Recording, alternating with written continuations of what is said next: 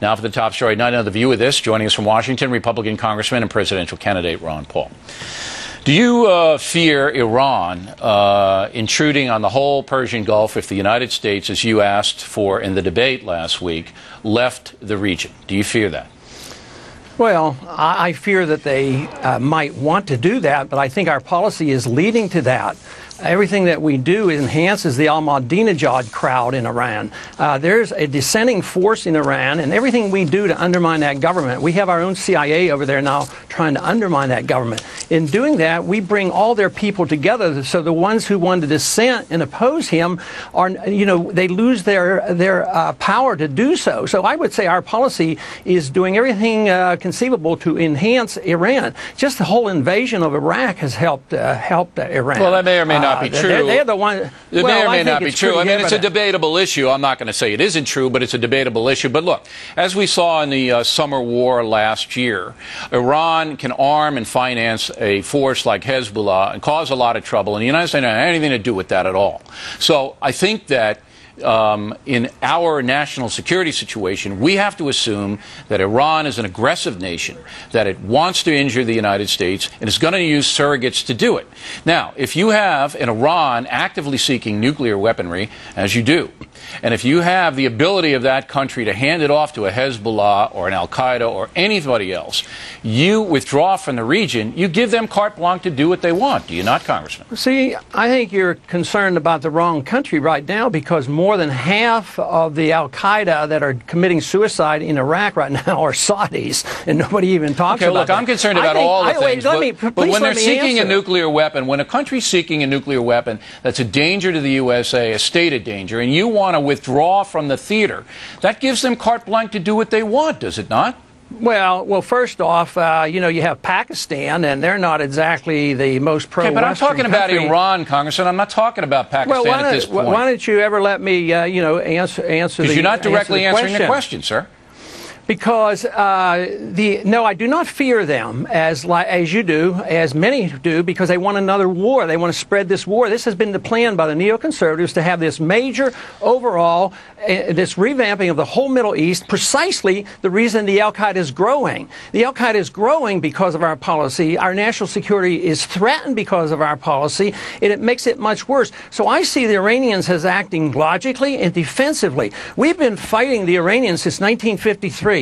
We overthrew their government through the CIA in 1953. We were allies with Saddam Hussein in the 1980s, and we encouraged him to invade. All right, so I just want to get Iran. we don't need a history lesson, but I do want to get this on the record. You have to understand. I do understand the region, man, but we don't have time to do the history lesson tonight. I just want to get this on the record. You don't fear Iran, even though Iran has demonstrated it can start a war, which it did last summer with its Hezbollah surrogates, and it stated that it wants to do damage to Israel, wipe it off the face of the earth, and is developing a nuclear weapon. And you don't fear them? Yes, I worry about it. I'm concerned about it. But what I'm saying is the very policy that you advocate is encouraging that. What I'm saying, Bill, is this. That put it in perspective. They don't have a weapon. They're not likely to get one in 10 years, according to our CIA. That's not true. That's not true. I mean, everybody says it's 5 years or less, and without us in the theater, it's going to happen a lot quicker. How come we got through the Cold War when the Soviets had 40,000 of them? Because it was mutual destruction. It was mutual destruction. Now you can hand off any weaponry or any kind of thing to surrogates who will do your killing for you. If you don't think Iran is sponsoring terrorism, you're living in a land of Oz, Congressman. Well, so Saudi Arabia. What are you going to do with Saudi? What are you going to do with Pakistan? It's not a government policy of Saudi Arabia. It's just their failure to do any effective policing. It's policy in Iran to wipe out Israel, to attack USA.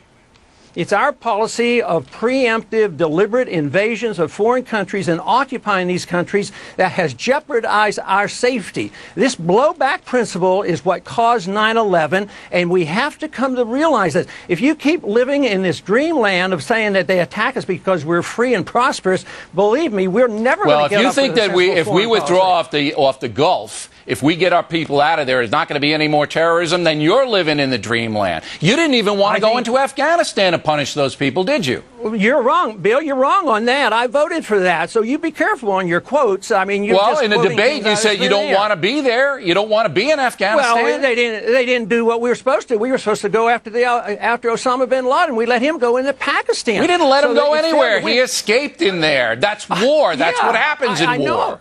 But what did we do? We went into doing exactly what Bush said he wouldn't do, into nation building. All right, let me do. I got one more question. We're in Afghanistan now, trying to have that country stem back the Taliban tide. Are we doing the wrong thing there? Right now, we're doing the wrong thing because we didn't do what he was authorized to do. The president ignored going after bin Laden, and we don't need to be in nation building. We need to defend this country and defend our national security, and our national security interests are not served by the policy that we're following in the Middle East. It's undermining our national security. Congressman, we got it. We'll have to come to realize it. We got it, and we appreciate the lively debate. Thanks for appearing tonight.